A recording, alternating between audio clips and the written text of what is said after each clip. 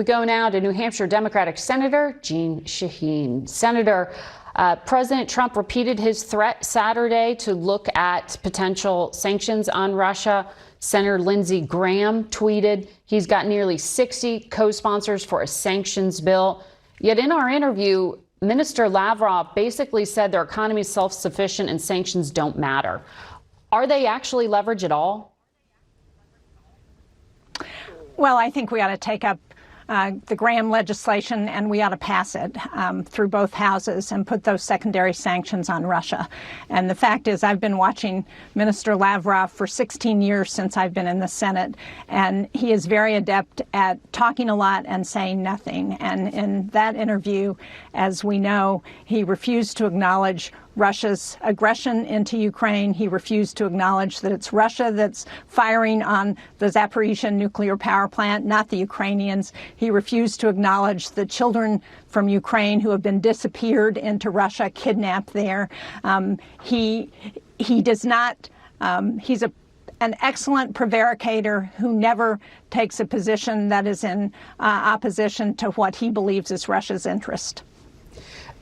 Fair summary there as to his abilities to evade direct answers, but he did directly answer on the sanctions bit, saying, trying to brush off these threats.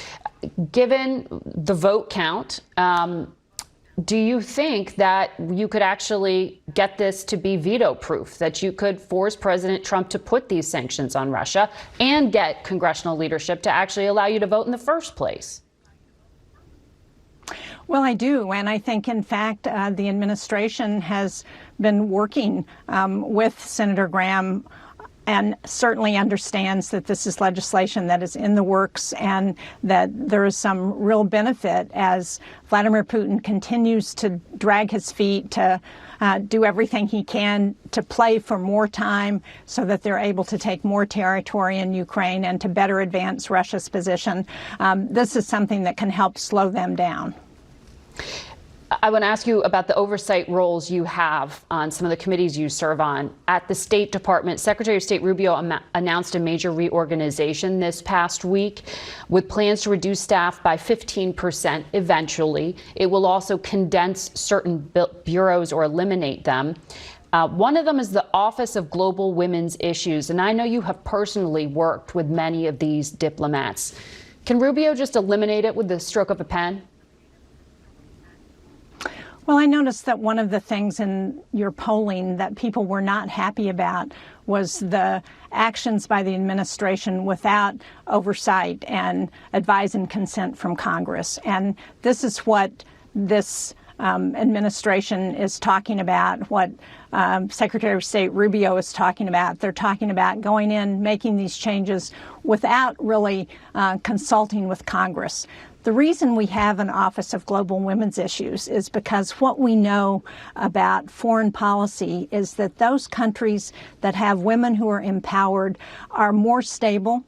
We know that women give back more to their communities, to their countries, to their families than men do. And there's a good reason why we have an Office of Global Women's Issues, because it helps us as we think about our foreign policy. And it's been one of the advantages that the United States has had over our adversaries like China and Russia and Iran. And it had previously received support from the president's daughter, Ivanka Trump, who I know you worked with during that first administration. I worked very closely with Ivanka, and she was very supportive of the Office of Global Women's Issues. We'll watch what happens to it. I need to ask you about Armed Services, a committee in which you also serve. A number of political appointees at the Pentagon have been fired or resigned in recent days, which means the Secretary of Defense currently has no chief of staff, no deputy chief of staff, and no senior advisor for policy. Does it concern you that he doesn't have this kind of architecture around him? And what is Congress doing in terms of oversight? It concerns me greatly that he has created chaos in the Pentagon. The fact is, Pete Hegseth was not qualified to take the job as Secretary of Defense, and he has shown that time and again. He showed it with his sharing classified information on a Signal chat, with the recent sharing of information again with his wife, with his brother, with his lawyer on a Signal chat.